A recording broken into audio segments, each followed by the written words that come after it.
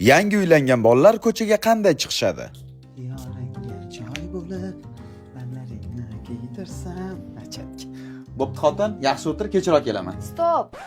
Bitta narsa esingizdan chiqmadimi? Ha, savollarga javob berishim kerak, a? Men tayyorman, ketdik.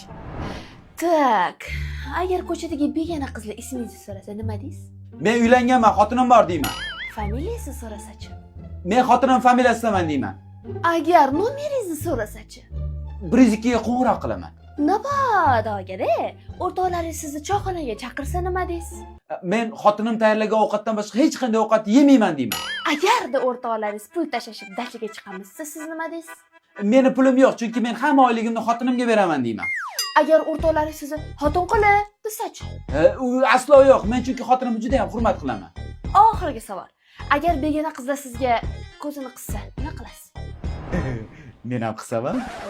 Tushunmadim. Ko'timni. Ketaveraymi? Ketavering. Bayram bo'lyapti.